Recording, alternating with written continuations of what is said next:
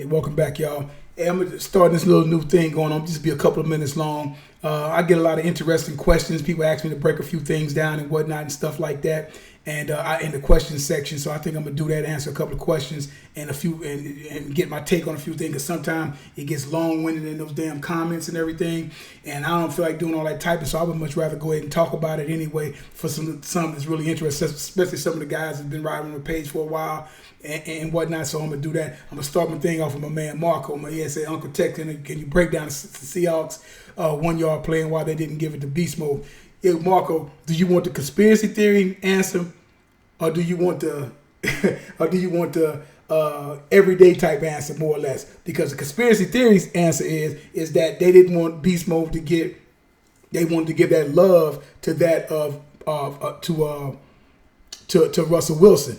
And he comes out the hero. He's the MVP.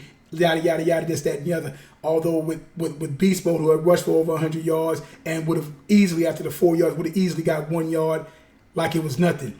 I'm not even a Seahawks guy like that, but I like that team. That team, in my opinion, that team should have won 3 Super Bowls in about a 4 or 5 year stretch, easily. They were hungry, great on defense, had the guys on there. Thomas. It was really Thomas. You had Wagner. You got all those guys up there. Sherm, Legion of Boom, all them guys, man. I can't think of the safety. I can't think of my man's name. It comes to me probably later. But yeah, those guys had it all. They was young and hungry, brash, and them guys could play. And I said, when after that happened, I made a show maybe about a year later after all that stuff, and I started doing the show. I was like, and I used to tell everybody, I said, a lot of people can't recover from that Super Bowl. And they started, and I said that, and them guys started gradually going down, and to the point that team got completely dismembered about 3 years ago, right? They should still be kind of hanging around, but unfortunately that happened with them, and I knew it was going to happen. And them guys, that whole thing with Pete Carroll, but the science with that is like, oh, you can go by the play if you want to go by, well, that's the play that Pete Carroll played in the offensive coordinator. That's the play they want to go with and everything. No, Beast Mode should have got the ball. Easy call, easy peasy, done up. No if, no ands, no buts about to give it to them. But the Seahawks are where they want to be at now, because as time went on, that team got dismantled simply because them guys are older. Them guys never forgave Pete Carroll for that. They never forgave him for that.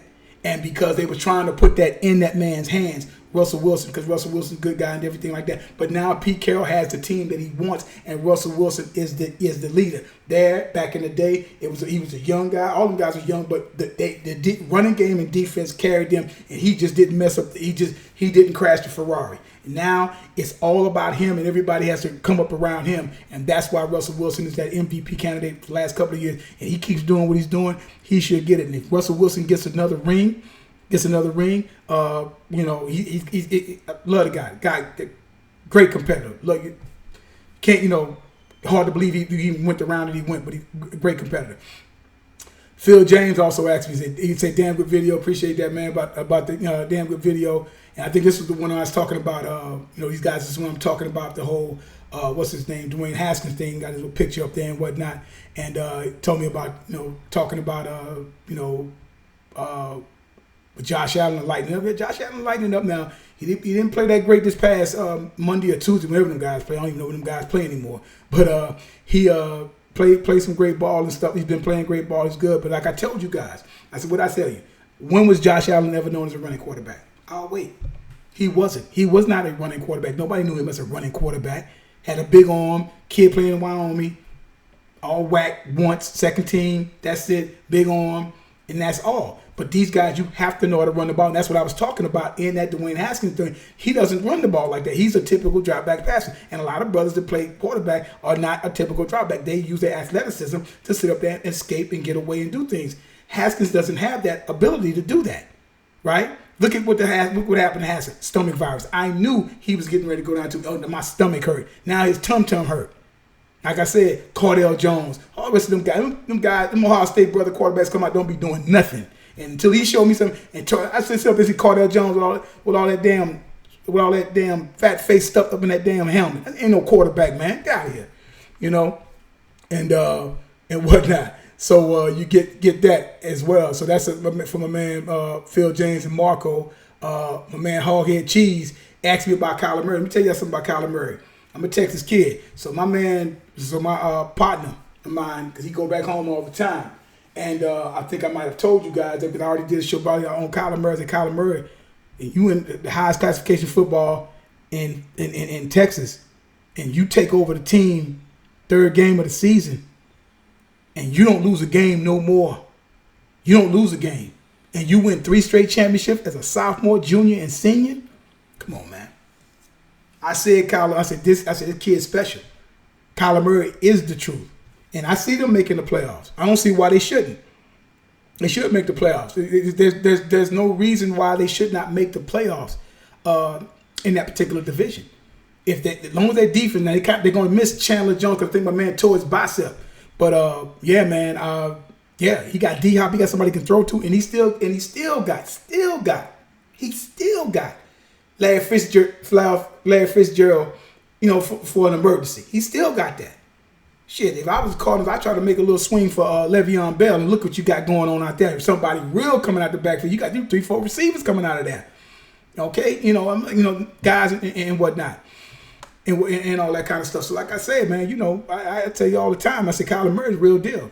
Real deal. If Kyler Murray could have stayed, if Kyler Murray would have been on a team with a defense in college, they win a national championship. All he needed a team with a do this. Put Kyler Murray on Alabama. Case closed. And let him play that let him went there and play that 3 years, and we'll see what happened. With that defense, they win every year. Point blank. When Arizona finally get everything straight and stop being the bottom dwellers, I'm like, they're going to be a problem. They're going to be a problem this year. Mark my words. And whatnot. Mark my words. My man Abraham Jackson I talked about Randy Gradishow, who should be in the NFL Hall of Fame and whatnot. And I just basically broke down. I already told him what was up with it. But yeah, man, that's basically it. That's like Jack had a particular presence. He took the baton from Buckus and boom, that's what he did. You know what I'm saying? And Gradishaw, cerebral guy, ain't a bunch of rah-rah. But the thing with Jack comes back to Jack went to Kent State, my man went to big Ohio State. He was more coming out. But my man was in that, when somebody does something first, that doesn't necessarily mean they're the greatest, whatever, but he was the first great inside linebacker in that 3-4. You got to give him his props. I mean, there's other guys that far surpassed him since then, but from 76 to at least 81, 82, come on, man. And that defense was tops for a couple of years running that. They got to a Super Bowl. He won an NFL Defensive Player of the Year award and everything like that. So, hey, man, you gotta give it up. You got to give it up to guys like that. You really do, and everything. So that goes without saying, man. Definitely got to do that. What else we got here? Yeah, kind of go back a week and say, something this clown talking about over there. But yeah, man. But that's kind of it though. I mean, a few things. If people got something, got a topic they want to talk about, we can talk about it and whatnot, man. Like I said, this is therapy for me and whatnot. I want to try to get better with the channel and stuff like that. But every time something, things come up, you got to take care of it or whatever. But to start having some graphs and different things like that. So I'm going to see, so I'm going to be looking and trying to get some things so I can start showing you things and whatnot that I really like to do. I'd like to show if I really had a major platform like that to do certain things on the way some of them other guys do. Because I always figure, hell, I got enough football knowledge where I can talk with the best of them. When you want to talk about it. Hell, if I could sit up and sit in the room and get paid big money, sit up and analyze and film shit, I could do that all day. I could do that all day into the night. You ain't said nothing. All right? So, yeah. Oh, yeah, my man Andrew Bailey talking about Gradishaw as well. You know what I'm saying? Talking about Gradishaw, yeah. Gradishaw was that. There's no reason why he shouldn't be in the Hall of Fame. No reason. It's ridiculous and whatnot. But yeah, that's a little something, man. Just want to touch on a couple of questions and whatnot, break a few things down and whatnot. But yeah, that that we go with that, man. But yeah, just a little something, man. A little comment section segment that I'm gonna start doing now. If I see some good comments, people asking me questions and ask me to do a show on, or just ask me to expound upon some things a little bit more, I'll go ahead and spend a few minutes in doing that. Hey man, we go back with you, man. You keep going. Y'all get ready for week 6. Get ready for this college football as well. And we gonna holler at y'all. Like I tell you guys all the time, there is no GOAT, there's no greatest of all time as long as time is still going on. As well as numbers don't lie and get emotional. People do. Catch y'all later.